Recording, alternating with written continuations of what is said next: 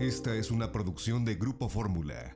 Penilei Ramírez, una reconocidísima, admiradísima periodista de investigación y autora de este libro estremecedor en más de un sentido, Los millonarios de la guerra, el expediente inédito de García Luna y sus socios. Gracias por esta conversación, Penilei, te lo aprecio mucho. Gracias a ti. ¿Cómo se te ocurre a ti este enfoque que entiendo es una tesis de trabajo de toda tu investigación, de miles y miles de páginas y cientos de documentos? ¿Cómo se te ocurre este enfoque de hablar no solamente de quienes perdieron en esta guerra, sino quienes ganaron en esta guerra, los millonarios de la guerra en el periodo de Calderón, con García Luna como poderosísimo encargado de la seguridad pública? Pues yo empecé esta investigación en 2012 cuando era reportera de Reporte Índigo, la seguí varios años y también he estado publicando sobre el tema durante los años que llevo como corresponsal de Univisión desde 2015 y empezó por un dato de estas investigaciones que, como sabes, empiezan por un pequeño tip, que era García Luna está viajando mucho a Miami. En ese momento lo primero que encontré yo era que su esposa, Cristina Pereira, había puesto un restaurante en Miami y que a través de ese restaurante había algunas asociaciones con otros empresarios que terminan siendo, ahora ya están en el libro también, buena parte del libro sobre ellos. Y estos empresarios eran empresarios que eran ricos en México, pero que en el sexenio de Felipe Calderón se volvieron multimillonarios, multimillonarios al extremo de empezar a comprar más de una veintena de propiedades para inversión, de residencias, de yates, de aviones, de relojes, de autos, de Ferraris, de Rolls Royce. Entonces, parte de la pregunta era, bueno, ¿cómo estos personajes terminan siendo tan súper ricos y cómo es la relación de ellos con García Luna? Y hace un año, cuando detuvieron a García Luna y supimos de las primeras pistas de qué había en la investigación en Estados Unidos, volvimos al asunto del dinero, porque lo que planteaba la Fiscalía en estas solicitudes de libertad bajo fianza que hace el abogado de García Luna, que niega el juez, lo que plantea la Fiscalía es, no hay manera de que este hombre pueda tener el nivel de vida que tenía a partir de su sueldo como funcionario, ni siquiera siendo miembro del gabinete. Entonces, a partir de ahí, me proponen el libro en Random House y empieza un proceso investigativo en el que busca justamente eso, hacer una nueva lectura del proceso de la guerra contra el narco, como le llamaron las autoridades, a partir de quiénes se beneficiaban de estos contratos multimillonarios que sabemos que han existido en todos estos años, y dónde acababa ese dinero. El libro busca exactamente la ruta del dinero desde el momento en que se da un discurso patriótico después de algún evento pues dramático, en que hubiera víctimas, y qué seguía eso, ¿no? Casi siempre seguía un momento en el que había un discurso que se decía, vamos a ir con todo, ahora sí, contra los criminales y tal. Después de eso se soltaba dinero público, se daban contratos, esos contratos los cobraban los socios y muchos de esos equipos no acababan en las oficinas públicas como se debía hacer, sino en otro lugar, y la Fiscalía lo fue detectando en su momento. Lo que hace el libro es rescatar toda esta información y sumarla con documentos inéditos y testimonios inéditos que permiten explicar la carrera de este personaje, no desde el ámbito político, como se había explicado hasta ahora, sino desde el ámbito de cuáles intereses se iban satisfaciendo conforme este personaje iba ascendiendo. Desde agente del CISEN, o sea, él llega como un personaje de muy abajo, digamos, en la cadena de poder de la seguridad pública. ¿En qué momento te llama la atención él? ¿Cuándo lo descubres? ¿Cuándo te seduce periodísticamente? Sí, para decir, hay que poner el ojo sobre este. Pues la verdad es que sujeto. yo nunca había trabajado a García Luna, pues yo salí de la carrera en 2010 de la facultad, entonces la mayor parte del sexenio yo era estudiante, entonces no tenía un particular interés. Realmente fue ese primer tip de averiguar por qué se está yendo a Miami, y a partir de ahí después sí hay toda una historia fascinante de cómo este personaje tiene todo esto, de dónde lo sacó, cómo es posible, y perdón, y una pregunta que yo me hacía y que me le hice durante el libro es, ¿esto es dinero de los traficantes de drogas o es dinero del gobierno? Creo que al final el libro busca un poco pensar que una cosa o la otra terminan siendo parte de la misma historia, ¿no? Y ahí pude tener acceso a información inédita, tanto de las investigaciones que se están llevando en Estados Unidos como de las que se están llevando en México. Ahora, los que se hacen millonarios en esta guerra, ¿es por oportunismo porque vieron la oportunidad de hacer negocios con la guerra emprendida por Calderón contra el narcotráfico? ¿O quién inventa esta guerra como negocio.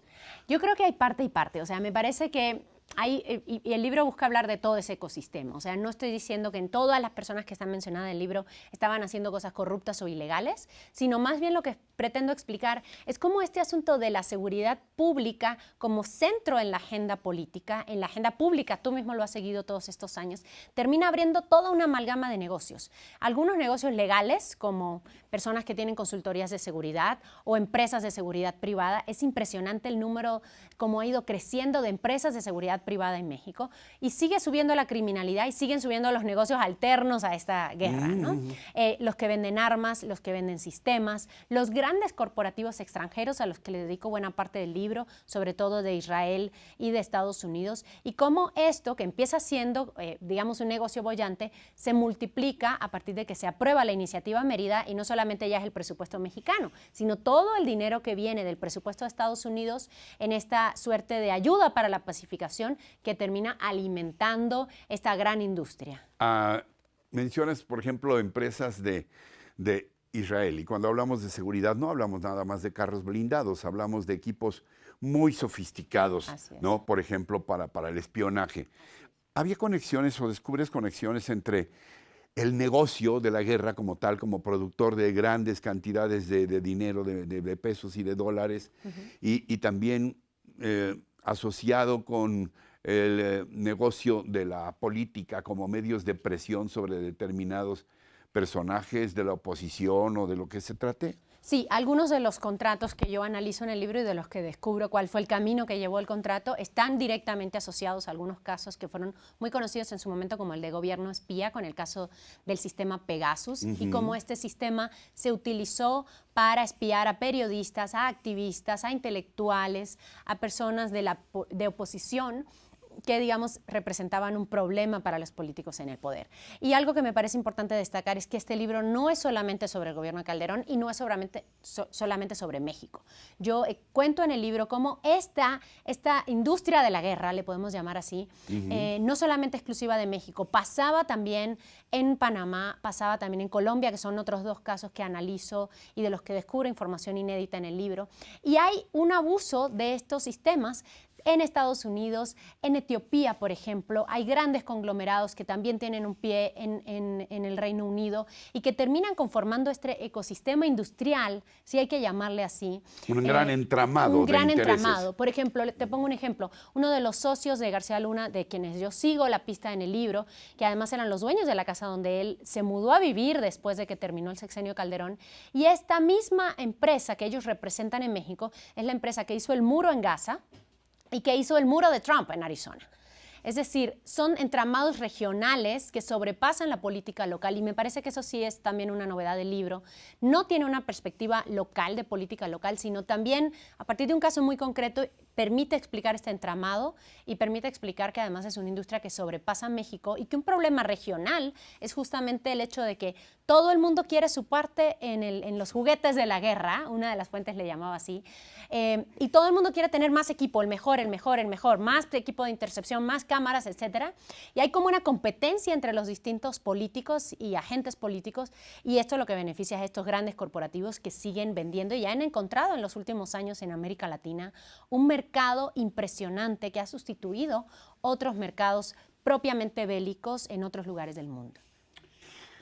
Créeme que es no solamente aleccionador, sino además muy entusiasmante escucharte con esta pasión con la que vives tu carrera y con la que has escrito a través de un esfuerzo formidable durante todos estos años este libro. ¿Qué esperas? Pero sabes que el tiempo es un tirano para nosotros en los medios. Así es. ¿Qué esperas que encuentren tus lectores, Penilei, en este libro? Primero, este es un libro que está escrito para una audiencia no especializada. Por tanto, no es un libro que yo estoy escribiendo para periodistas o para académicos, sino para cualquier persona que además está buscando una historia.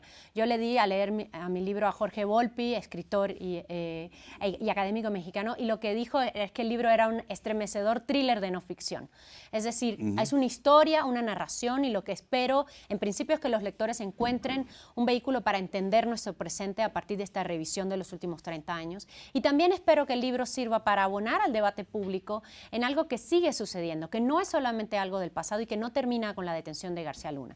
En la actual administración vemos que también se sigue gastando mucho dinero en el ámbito de seguridad, ahora a través de la Guardia Nacional y del Ejército, no ya de la Policía Federal, pero más allá de cuál sea la institución donde se gasta el dinero, siguen existiendo los mismos cánones de medición de cuáles son los éxitos en la estrategia de seguridad que instauró García Luna. Y aunque suena muy políticamente incorrecto decir que de cierta manera se está siguiendo lo que García Luna proyectó, a pesar de que en el discurso se dice esto es otra cosa, me parece que es importante, y en el último capítulo del libro le dedico mucho espacio a eso, a pensar en eso desde el presente y cómo desde el presente también nos tenemos que ocupar. Penilei Ramírez, autora de Los Millonarios de la Guerra, gracias por esta conversación y estamos en contacto siempre con este espacio abierto. Muchas gracias. Encuentra más contenido como este en radioformula.mx.